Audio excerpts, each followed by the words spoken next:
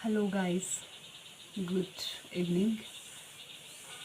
अभी इवनिंग हो चुकी है और मेरा ये वीडियो बनाने का मकसद ये है गाइस कि जैसे बहुत सारे लोगों को पता होगा कि हमारे यहाँ पे फ्लड आया है बागी पुल में, जो कि आपने देखा होगा मेरे ब्लॉग में भी, जो मैंने अभी पिछले ब्लॉग डाला है बागी पुल वाला, मार्केट की हमारा मार्केट बागी पुल।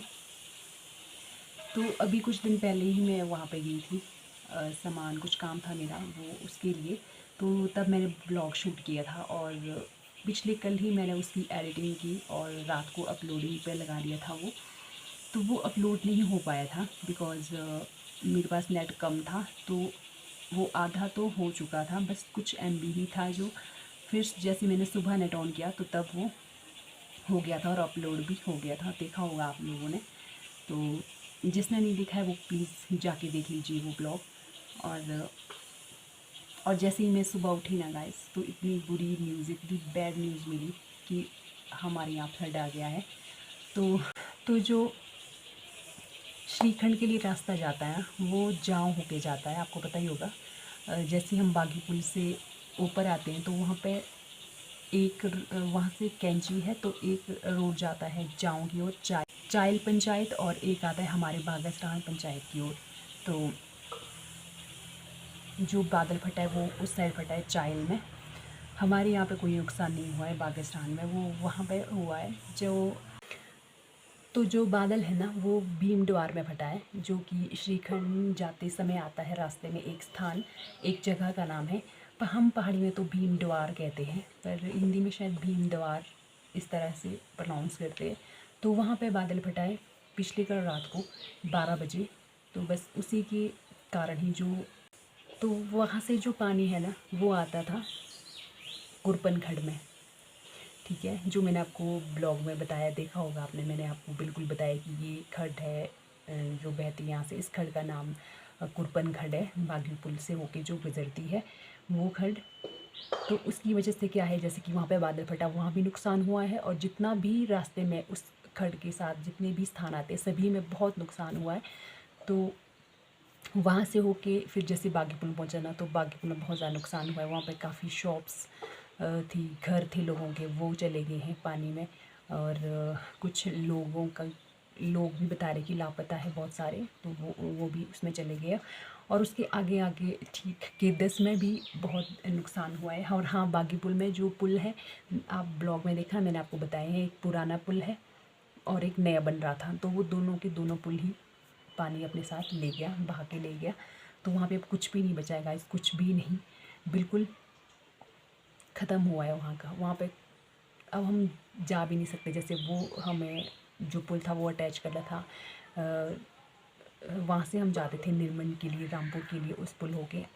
तो अभी बिल्कुल जो सड़क सेवाएं वो बंद पड़ गई, ठप हो गई है। तो वो है। और जो मैंने आपको बताया कि केदस, वहाँ पे भी पुल लगा था, आगे एक जगह आती है निर्मल से नीचे को है वो जगह। तो जो खड्ड है वो वहाँ होके बहती है, तो वहाँ पे भी पुल लगा था, वो भी पानी अपने साथ भी बहा के ले गया।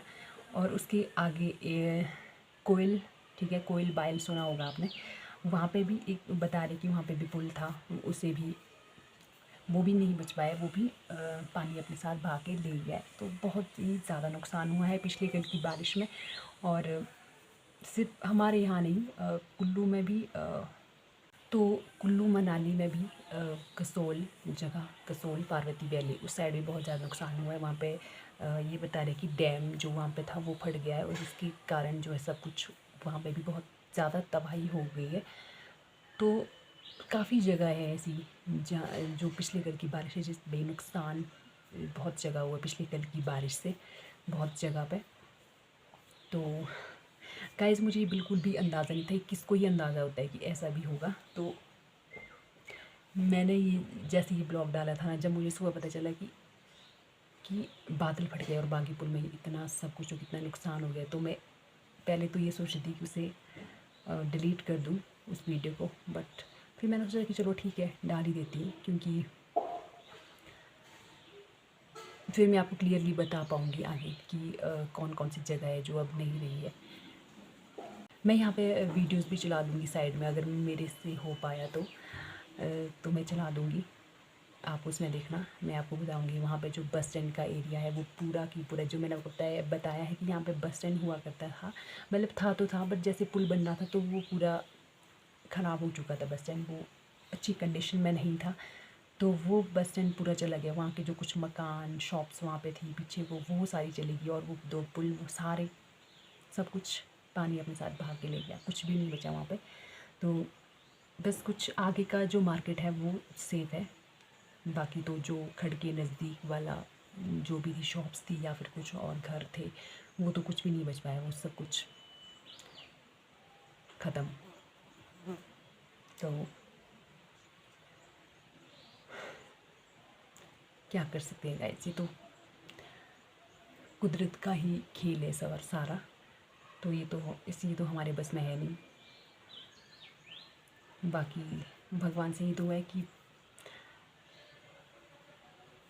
आगे सब अच्छा ही हो, ऐसा कुछ ना हो।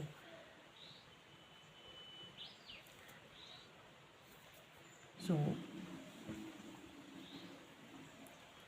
मिलते हैं गाइस अब आपसे नेक्स्ट ब्लॉग में। जितने भी लोगों की जान गई है इस पिछले कल सुबह की जो ये हुआ है इंसिडेंट जो हुआ है इसमें, तो बस भगवान से ही दुआ है कि उनकी आत्मा को शांति मिले। बस सब भगवान से ही दुआ है कि अब ऐसा कुछ ना हो और हम सेफ़ रहें, आप लोग भी सब सेफ़ रहें। तब तक आप ये छोटी सी क्लिप देखिए जो बादल फटने से पहले का कैसा था बागेपुल और बादल फटने के बाद कैसा हो गया अब।